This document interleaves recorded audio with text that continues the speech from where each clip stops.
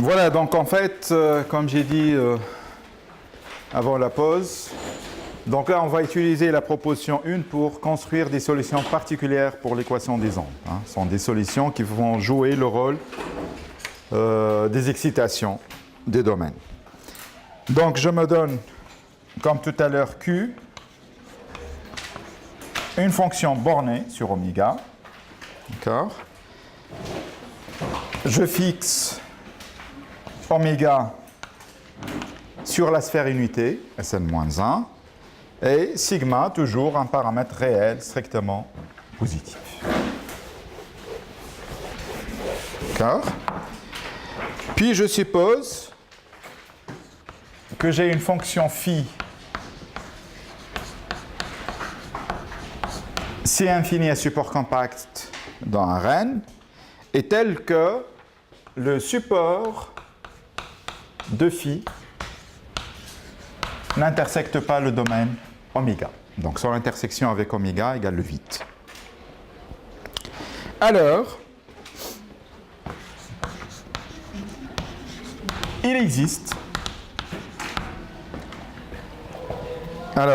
une solution U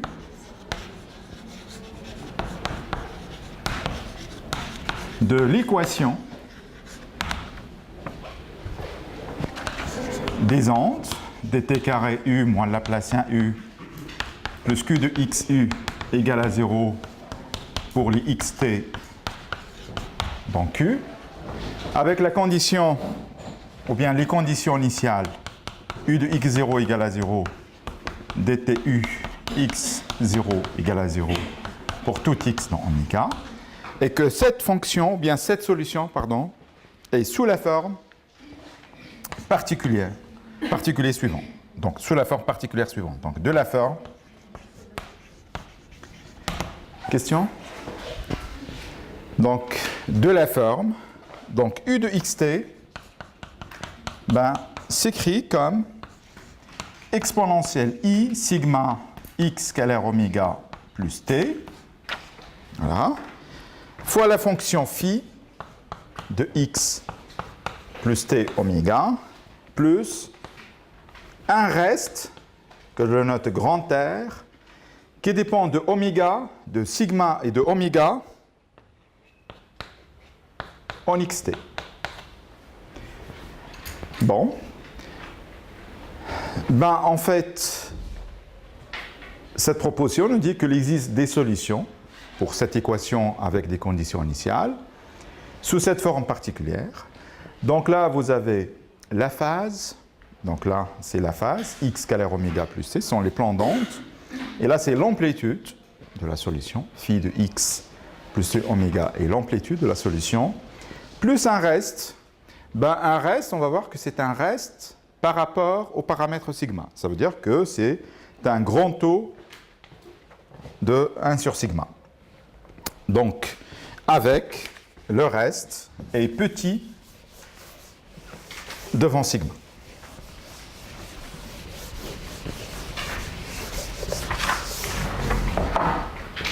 Donc, avec la norme de R, sigma oméga, donc là c'est la norme L2 sur Q, est majorée par une constante sur sigma. Et donc, en particulier, lorsque sigma tend vers l'infini, la norme du reste tend vers 0.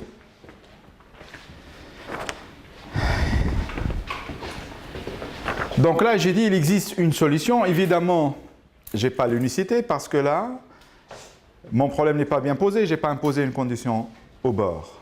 Donc là, en réalité, il existe toute une famille de solutions. D'ailleurs, là, c'est une famille. Si vous changez sigma, vous changez la solution et vous avez une infinité de solutions. D'accord? Donc là, j'ai juste l'équation et la condition initiale, mais je n'ai rien imposé sur le bord. Et en fait, les fonctions f qu'on va choisir tout à l'heure, ça va être les traces des solutions particulières que je viens d'introduire. Voilà, donc là on va montrer cette proposition, donc la preuve.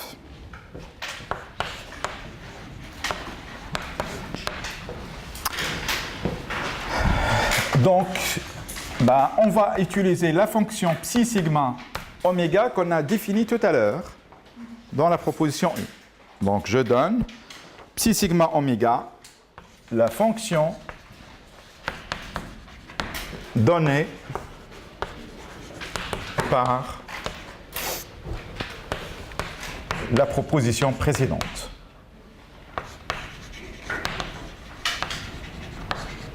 D'accord? Et je considère R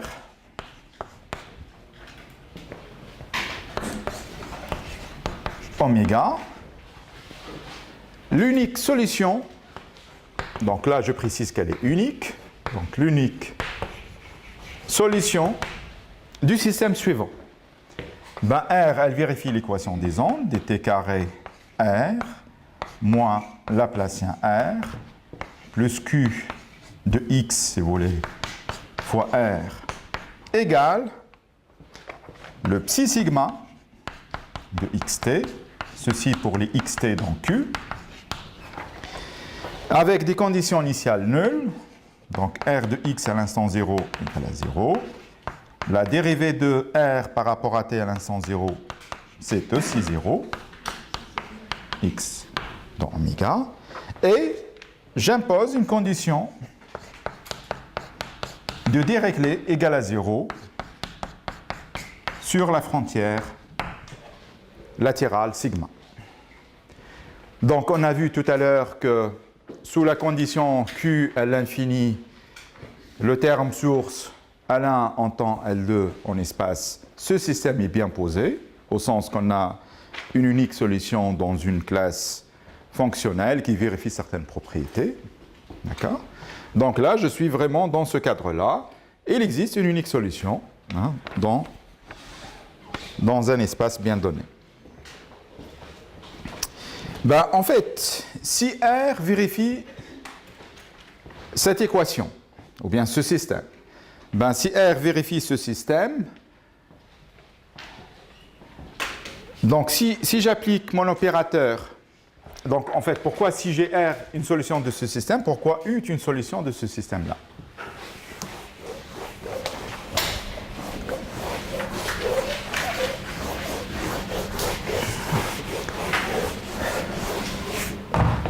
Ben, c'est ce qu'on va montrer. Hein. Donc je prends R, une unique solution de ça, et je prends U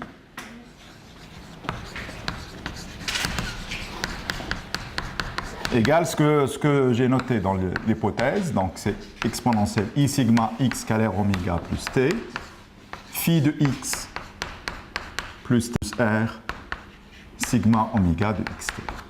Ben, si j'applique mon opérateur, ben, vous aurez dt carré moins le Laplacien plus q de x appliqué à u, ben, égale dt carré moins le Laplacien plus q appliqué au premier terme, donc exponentielle I sigma x scalaire oméga plus t, fois phi de x plus t oméga, plus la même chose, le même opérateur, appliqué au reste.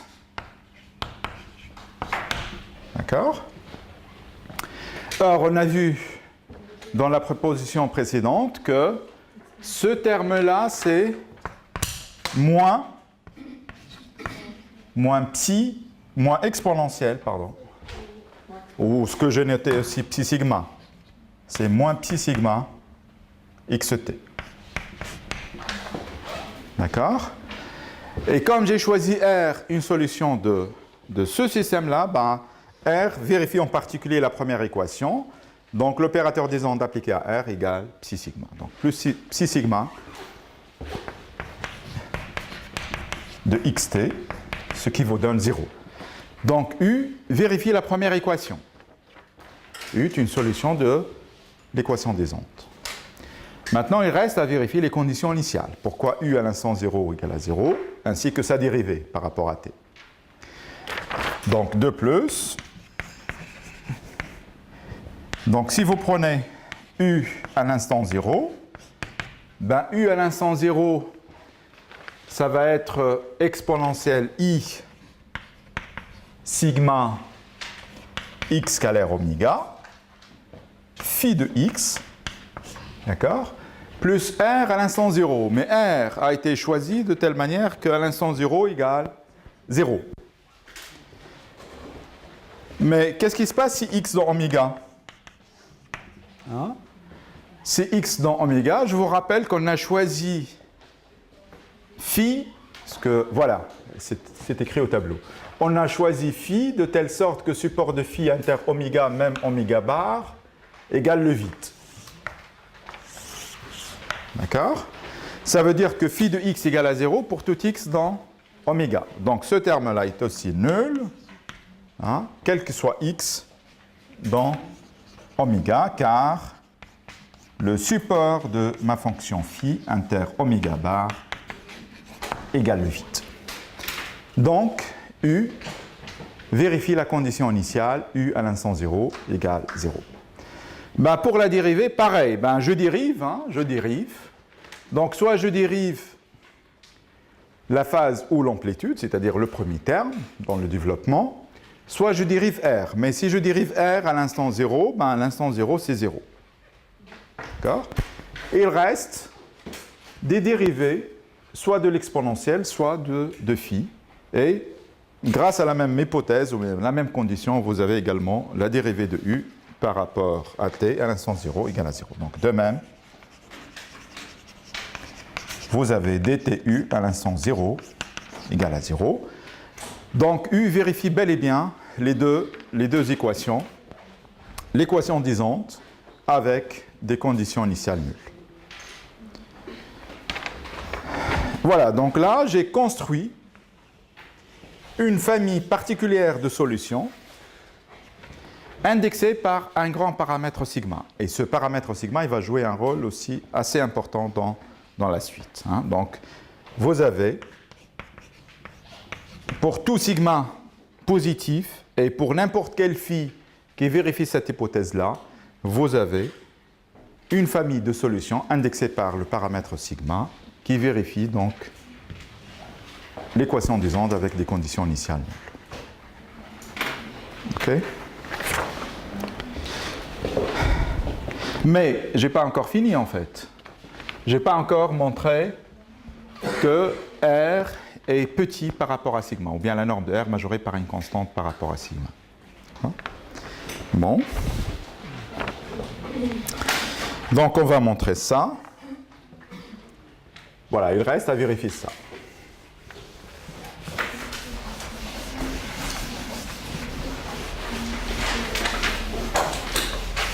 Oui. Excusez-moi, la quatrième ligne, il n'y a pas un exponentiel de I sigma x à l'oméga plus c qui manque la quatrième ligne. Moins exponentiel de I sigma x à l'oméga plus c multiplié par psi de sigma du côté. Là? Oui. Non, j'ai psi sigma ici, pas psi 0. Psi sigma, qu'est-ce que j'ai noté? Psi sigma oméga ou psi sigma? Psi sigma oméga. Voilà. Enfin.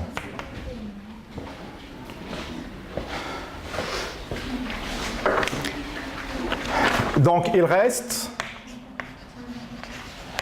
à vérifier ça. Ben là, on va faire appel à l'identité d'énergie de tout à l'heure. Hein. Mais pour pouvoir appliquer l'identité d'énergie, on va prendre une primitive de R. Donc, il reste à vérifier. Donc, il reste à vérifier ça. Donc, posons Wx, l'intégrale entre 0 et t, du reste. Donc là, je prends une primitive de R. D'accord? Ben, si vous appliquez votre opérateur le même, donc, alors, vous avez dt carré W moins Laplacien W plus Q de X W, ben, ça va être égal à l'intégrale entre 0 et t. Donc je vous rappelle qu'on a choisi R de telle manière égal à ça l'équation. Hein, donc égal psi sigma oméga de xs ds. En fait, c'est comme si vous intégrez l'équation. Hein. Ceci est vrai parce que mon coefficient ici q ne dépend pas de t. D'accord? Donc si vous intégrez l'équation par rapport à t, ça passe à travers et vous avez ça. D'accord? Évidemment, vous avez également w à l'instant 0, c'est 0. dtw à l'instant 0, c'est 0. Et w sur la frontière égale à 0. Donc là, xt toujours dans sigma, x dans oméga. D'accord?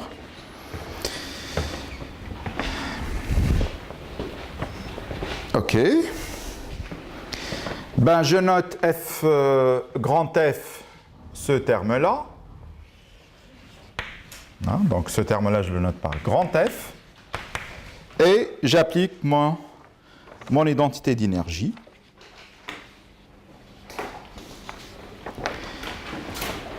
Donc l'identité d'énergie nous dit que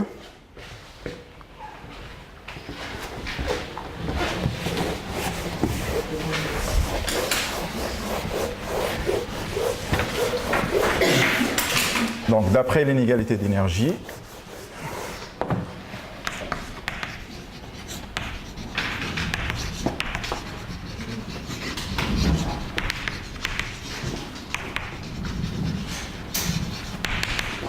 on a donc la norme de W dans H1 plus la dérivée L2 est majorée par une constante les données du problème. Mais quelles sont les données de mon problème? Donc là, toutes les données sont nulles sauf le terme source. Donc elle est majorée par une constante fois la norme de f. L1 en temps, L2 en oméga. Mais f, c'est l'intégrale entre 0 et t de psi sigma. Or, on a vu dans la proposition précédente que le module de ça est majoré par une constante sur sigma. Donc tout ce terme-là est majoré par une constante sur sigma. D'accord? Mais c'est quoi dtw en xt? Hein, je vous rappelle que w est une primitive de R. Donc si vous dérivez par rapport à t, vous allez trouver que c'est R, grand R, sigma oméga de xt.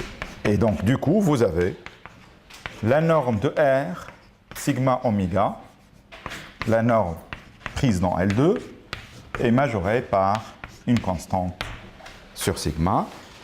Donc, ce qui prouve que le reste est un grand taux, en norme L2, est un grand taux de 1 sur sigma. La norme H1 de Q et L2 de Q. En fait, j'oublie ce terme-là. Tout ce qui m'intéresse, c'est ce terme-là. Hein. C'est la deuxième quantité, qui est la norme de la dérivée, parce que c'est la dérivée par rapport à t qui va me donner une estimation sur R. Hein. Donc, si vous dérivez W par rapport à t, vous allez trouver que c'est R, grand R. Hein.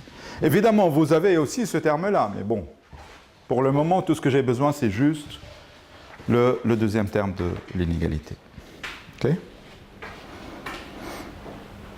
Voilà, donc, ici, on a construit une famille de solutions pour ces deux équations, ou bien pour ce système, hein, l'équation des ondes avec des conditions initiales, qui est indexée par un grand paramètre. Donc là, c'est la phase de la solution, c'est l'amplitude plus un reste. Le reste est petit par rapport au paramètre sigma, hein, dans le sens où lorsque sigma tend vers l'infini, le reste tend vers 0.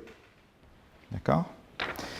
Mais en fait, ce que j'ai fait pour ce système-là, je peux le faire pour le système rétrograde. Le système rétrograde, c'est-à-dire lorsque je remplace les conditions initiales, à l'instant 0, par des conditions finales, à l'instant grand T. Hein. Donc là, j'annonce juste le résultat, mais la démonstration est identique. Hein. Ou bien, d'ailleurs, vous pouvez changer le temps. Hein. Vous changez t à grand T moins t. Vous allez trouver exactement la même chose.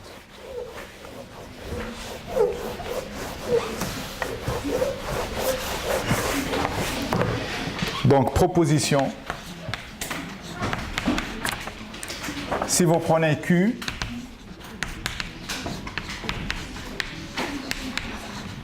à l'infini de oméga, oméga dans Sn-1, sigma réel strictement positif, phi, une fonction si infinie, phi, une fonction si infinie à support compact. Et je suppose que le support de phi inter grand oméga plus ou moins t oméga égale le vide. Donc je translate ici, je translate grand oméga par plus ou moins, je translate le support par plus ou moins t oméga égale le vide. Alors, plutôt dans l'autre sens aussi, hein, peut-être le mieux de l'écrire comme ça. Donc support de phi plus ou moins t oméga inter oméga ou oméga bar égale le vide. Voilà. Qu'est-ce qu'il y a? Alors, il existe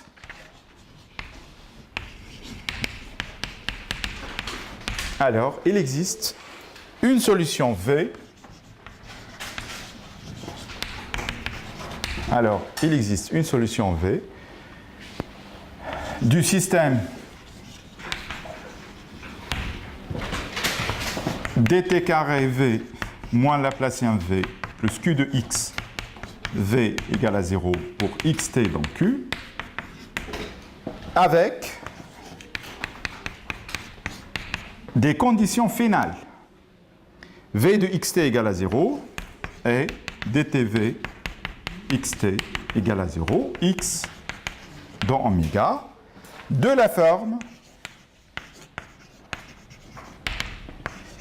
V de xt égale exponentielle i sigma, avec un signe moins, x scalaire oméga plus t, phi de x plus t oméga, plus un reste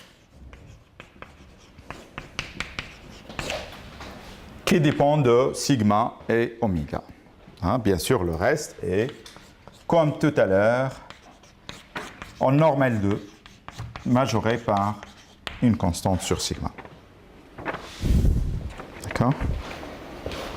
Donc la démonstration est identique à ce qu'on a fait tout à l'heure.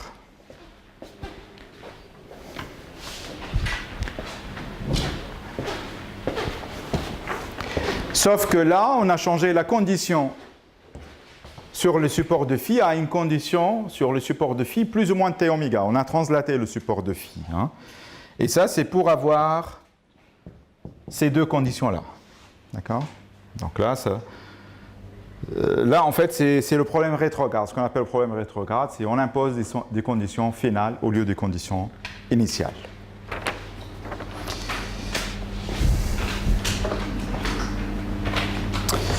OK.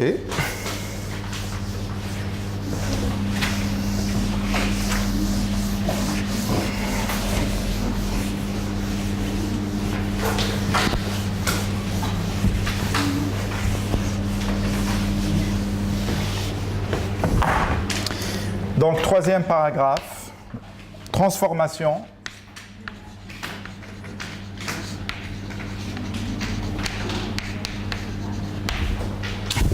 de rayon X.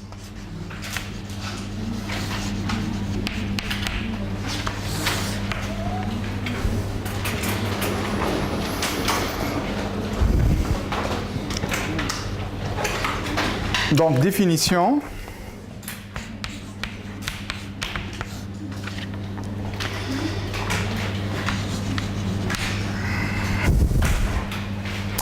Donc, je prends F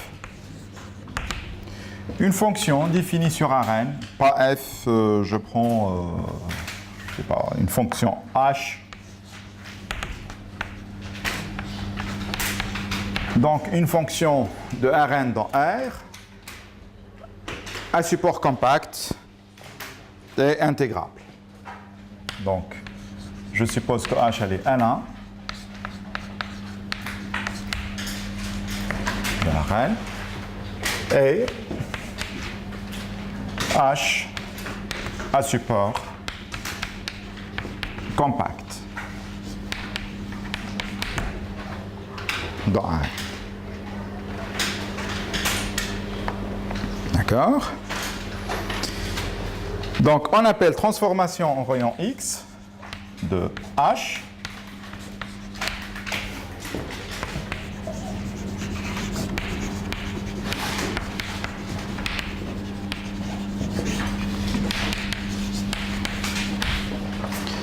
la fonction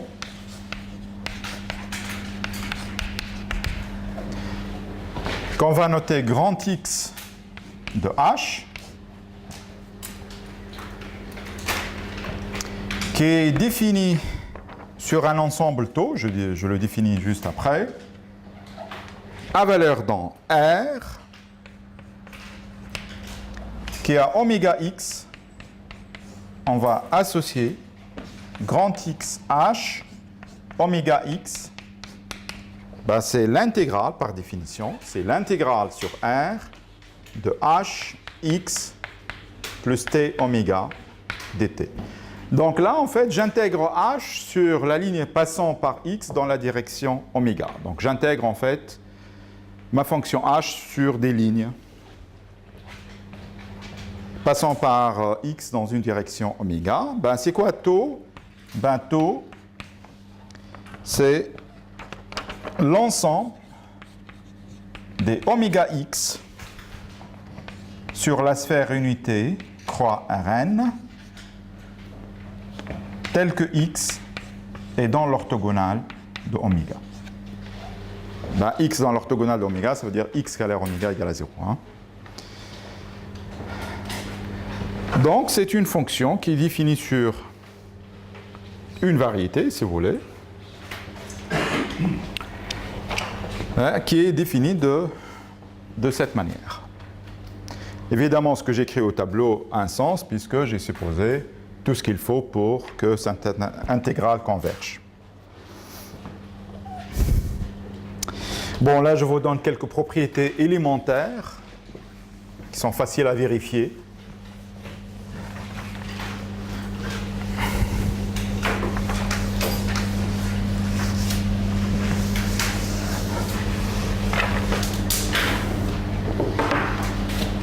Donc, remarque.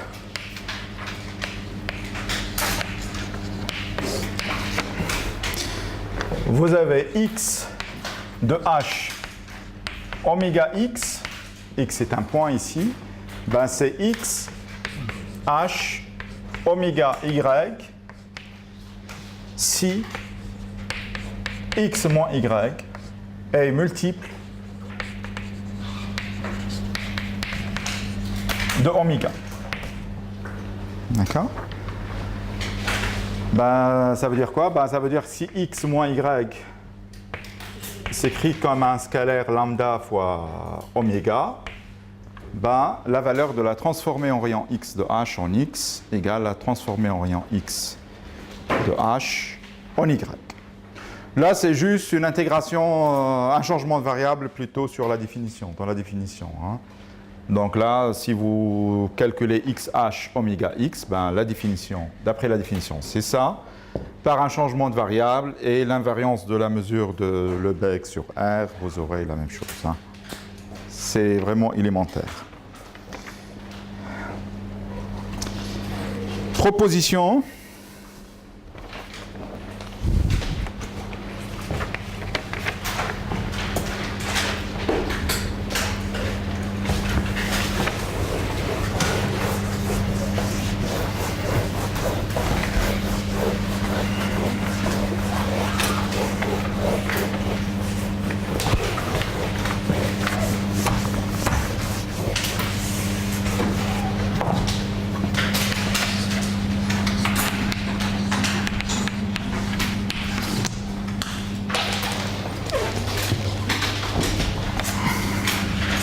Donc, proposition.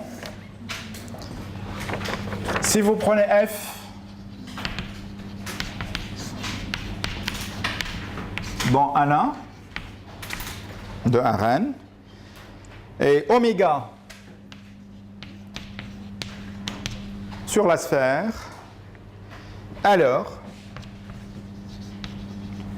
la là je prends H. Hein. Alors la transformée en rayon X de H,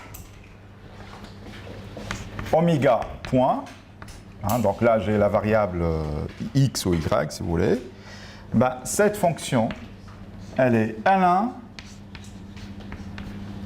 sur l'orthogonale de oméga. Je vous rappelle que l'orthogonale de oméga est un hyperplan de dimension n-1. Hein. Donc là, vous pouvez l'identifier à Rn-1. Et on a aussi le Fourier de x h oméga point de cette fonction-là en xi égale racine de 2pi le Fourier de f en xi, quel que soit xi, dans h, pardon. Je change mes notations à temps réel et ça perturbe un petit peu le... Voilà. Donc, là j'ai noté Fourier de deux manières différentes, grand F et chapeau. Ben, en fait, le chapeau désigne le Fourier dans Rn, dans L1 de Rn, d'accord? Et le grand F désigne le Fourier sur L1 de oméga orthogonal. D'accord?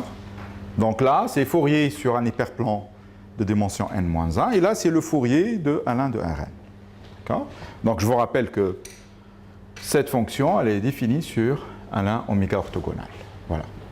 Donc cette proposition vous donne un lien entre le Fourier de h et le Fourier de sa transformée en rayon x. Donc la transformée de Fourier en rayon x a une constante multiplicative près, c'est la transformée de Fourier de la fonction elle-même, la fonction h. Ben, la preuve,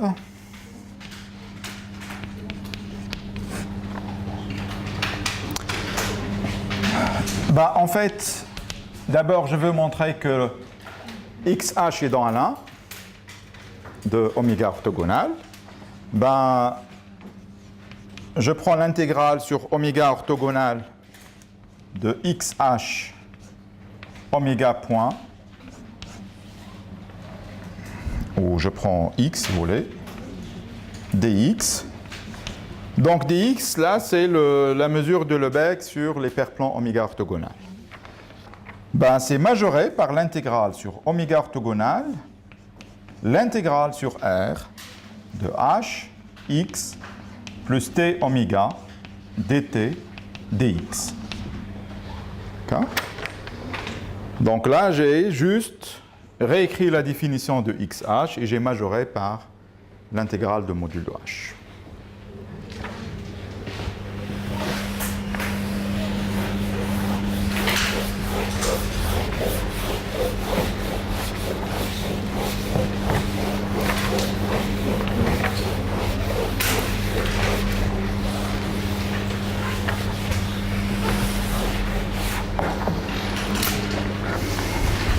Bon.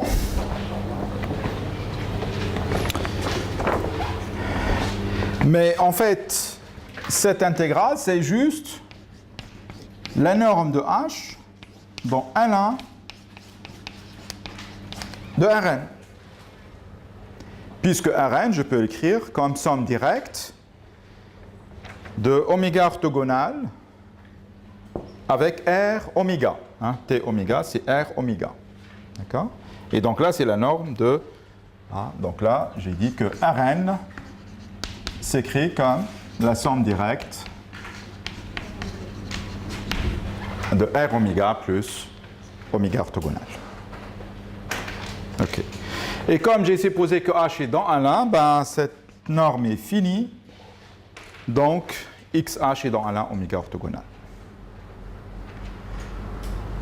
Maintenant, je veux montrer cette propriété sur Fourier. Ça, c'est important parce que cette identité vous dit que la transformée de Fourier de H s'écrit à une multiplication par une constante, comme le Fourier de la transformée en rayon X de H. Donc, je prouve maintenant ça.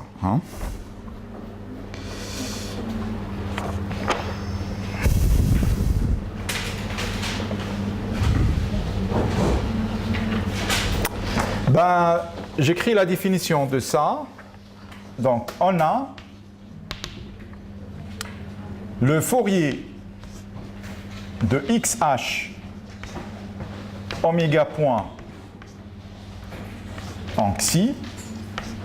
Par définition de Fourier sur un espace de dimension n-1, ça c'est 1 sur 2pi puissance n-1 sur 2 l'intégrale sur l'espace de x de h en x en oméga x, voilà, fois exponentielle moins i x xi dxi. Dx. D'accord ? Ça, c'est Fourier sur oméga orthogonal. Et on va effectuer le changement de variable. Y égale x plus t oméga, en utilisant bien sûr le fait que Rn se décompose comme la somme de oméga orthogonal plus r oméga. X, elle est dans oméga orthogonal et t, elle est dans R. Donc là, vous avez dy égale dx dt. Donc là, c'est la mesure de Lebesgue sur oméga orthogonal. Et dt, c'est la mesure de Lebesgue sur R. dy est la mesure de Lebesgue sur Rn.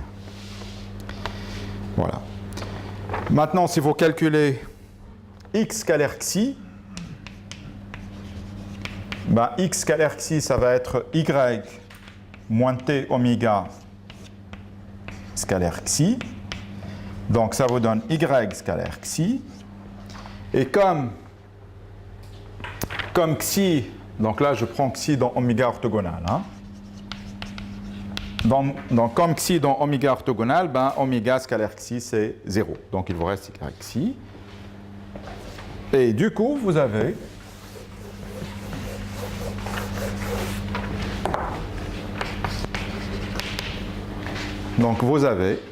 le Fourier de xh en xi égale 1 sur 2pi n-1 sur 2. Donc là, je réécris en fait la définition. Donc l'intégrale sur oméga orthogonal et je remplace xh par l'intégrale sur R de exponentielle moins i x xi, donc x xi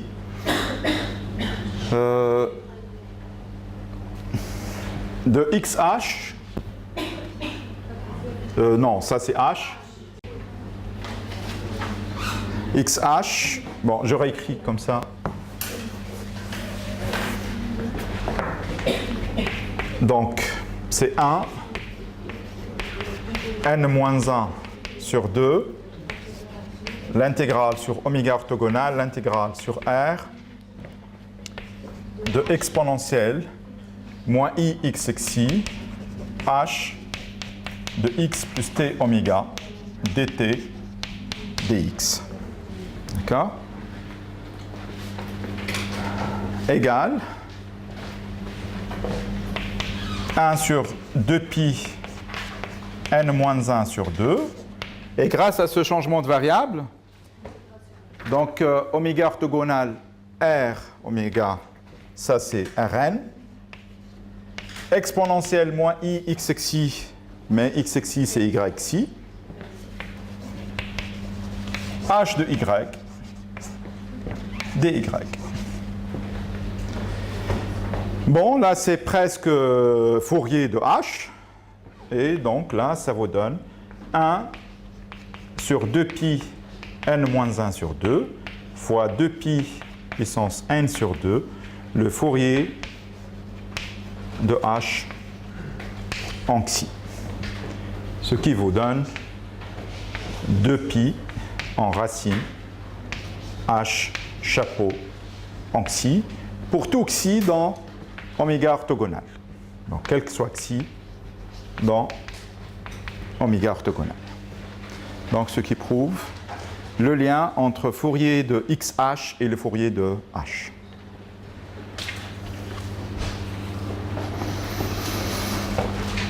Bon, quelles sont les conséquences de cette proposition?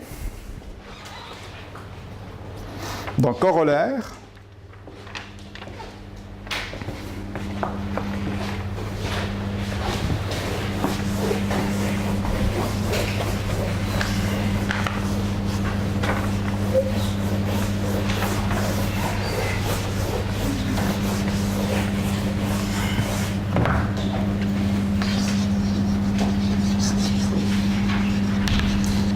Donc, si vous prenez H dans A1, un support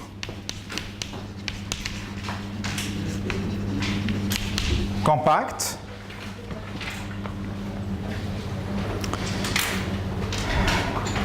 alors vous avez, si la transformée en rayon X de H égale à 0, quel que soit oméga dans Sn-1, quel que soit x dans oméga orthogonal, ou bien quel que soit, oui, ben voilà, ben ça c'est équivalent à dire que h est égal à 0 presque partout. D'accord? Donc si vous avez une fonction h dans la transformée en rayon x est nulle, ben la fonction elle-même est nulle presque partout. D'accord? Donc c'est comme si vous avez une injectivité de la transformée en rayon x. Ben, en fait, la preuve est basée sur la transformation de Fourier. Donc la preuve, c'est trivial en fait. Ben, si j'ai x, h, oméga x égale à 0, ben, ça veut dire que le Fourier de xh oméga point en xi égale à 0, quel que soit xi dans l'orthogonale de oméga. D'accord? J'utilise donc la proposition précédente qui me dit que cette quantité, c'est le Fourier de h en xi égale à 0, quel que soit xi dans oméga orthogonal. D'accord? Donc là, xi, elle est dans oméga orthogonal. Mais comme oméga est quelconque, donc si on fait varier oméga dans Sn-1, ben en fait, j'ai la même propriété pour n'importe quel xi dans Rn. Hein, puisque Rn, je peux l'écrire comme une réunion des oméga orthogonaux. D'accord? Donc ça veut dire que comme voilà, eh bien comme oméga est quelconque,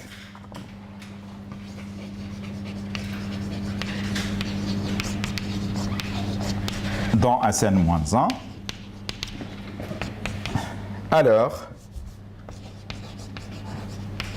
h chapeau de xi égale à 0, quel que soit xi dans Rn. Votre fonction h est un support compact, h chapeau est analytique en xi, ou bien vous utilisez juste l'injectivité de la transformée de Fourier, et donc du coup vous avez h égale 0 presque partout.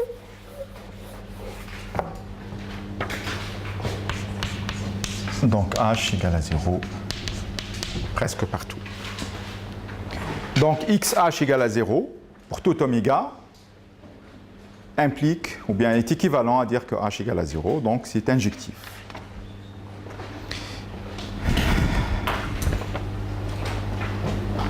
D'accord ?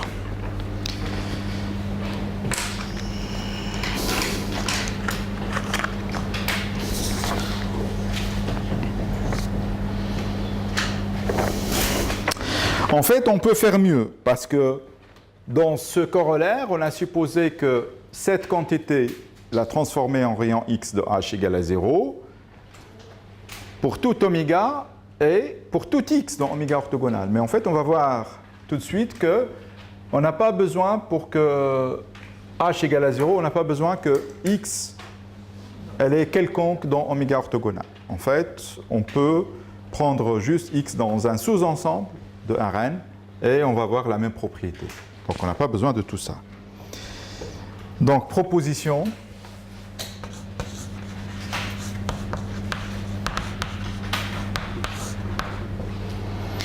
Donc soit oméga,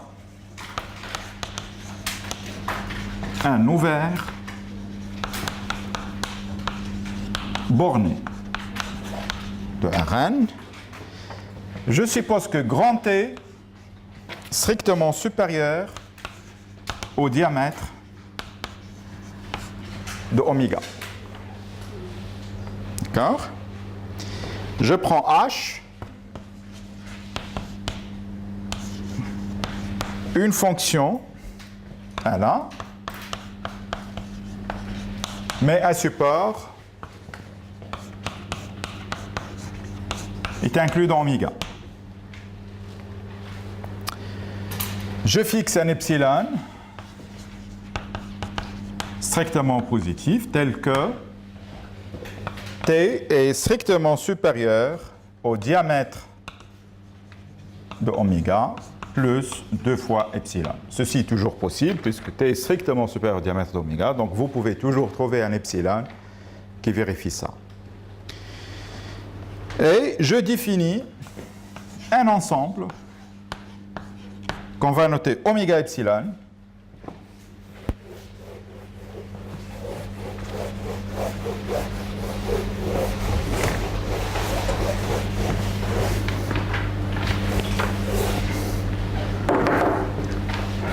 donc je note grand oméga indice epsilon, ben c'est l'ensemble des x qui ne sont pas dans oméga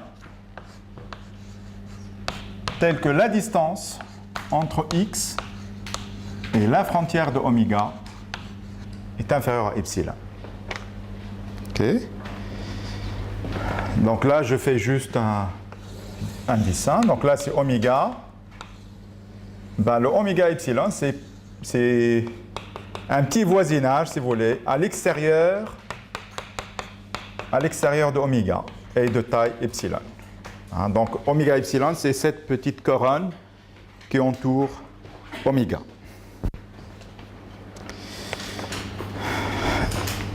Alors, donc sous ces hypothèses, ben, si l'intégrale entre moins t et t de h de x plus t oméga dt égale à 0, quel que soit oméga sur la sphère unité et quel que soit x dans oméga epsilon, juste oméga epsilon, alors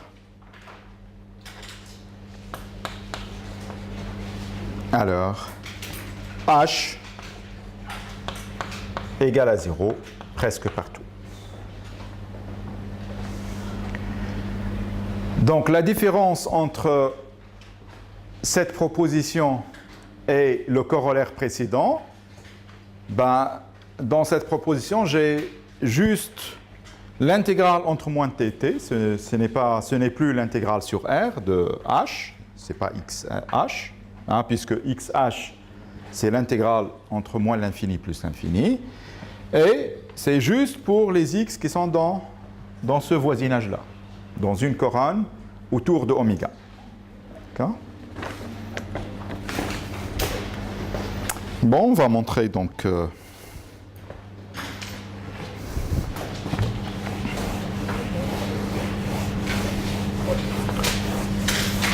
cette proposition.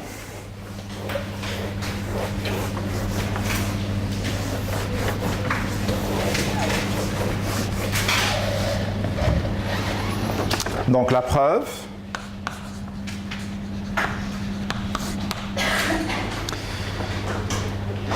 Donc je prends x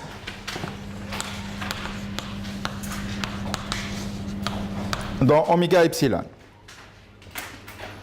Ben, si vous prenez x dans oméga epsilon, alors x plus grand T oméga n'est pas dans oméga, n'est pas dans grand oméga. Ben, pourquoi? Parce que donc, si vous prenez n'importe quel x ici,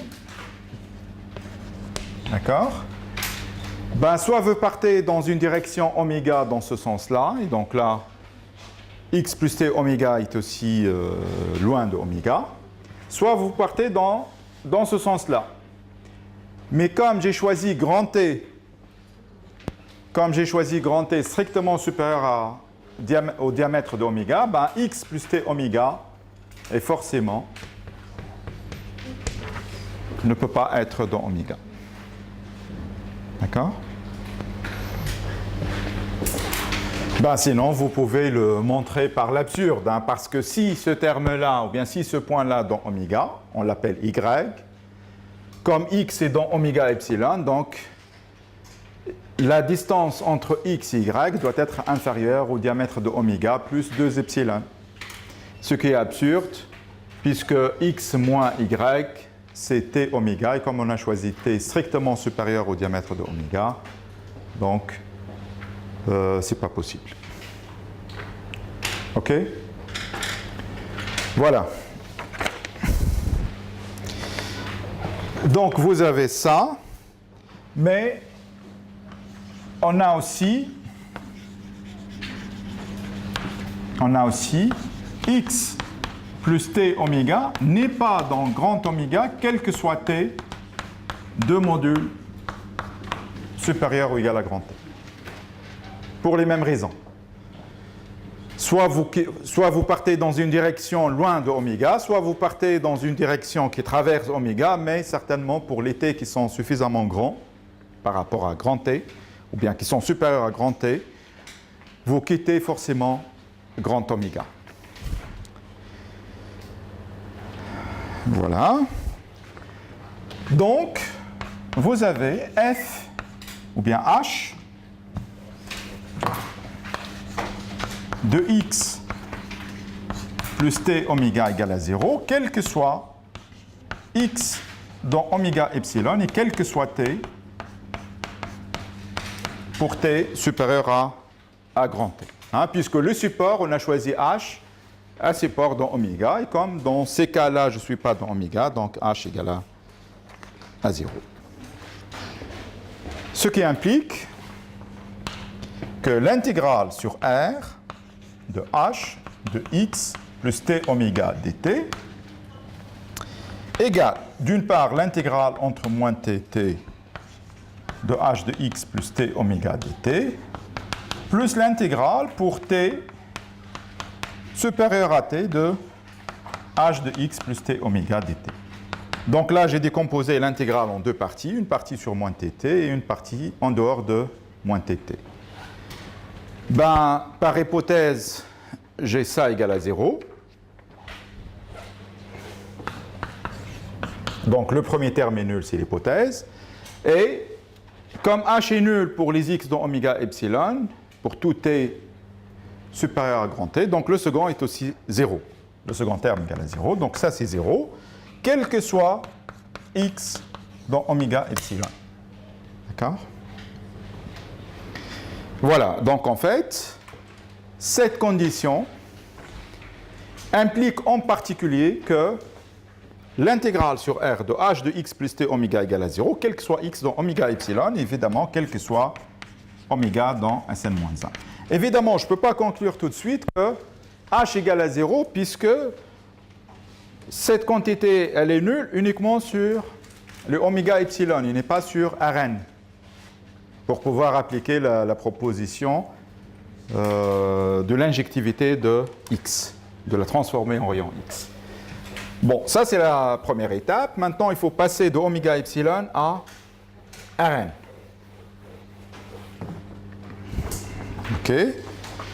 Je prends maintenant X quelconque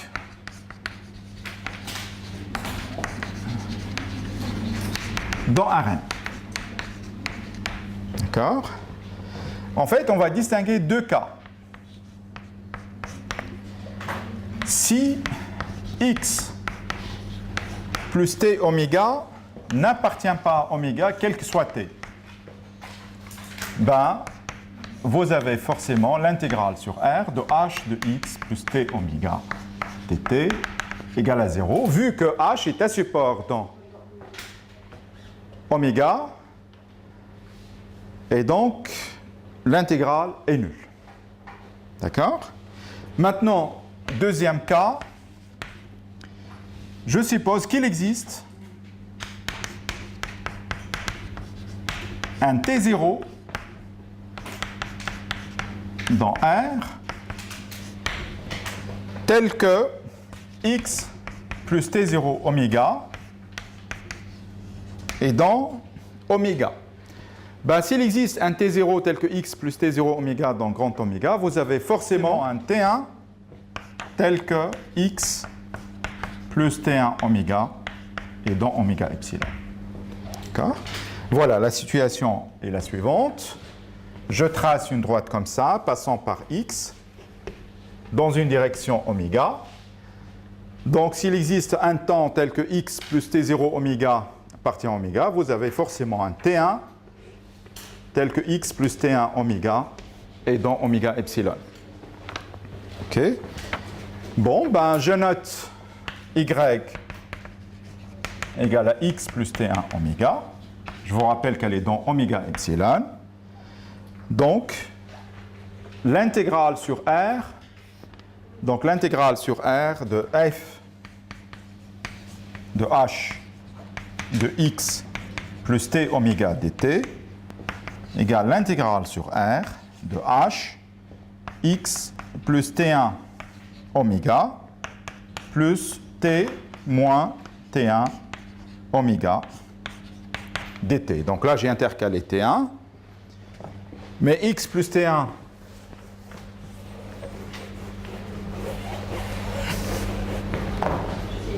donc là, c'est l'intégrale sur R de h de y plus, donc là, c'est y, et là, vous faites un changement de variable, s égale t moins t1, donc ça fait plus s oméga ds égale à 0.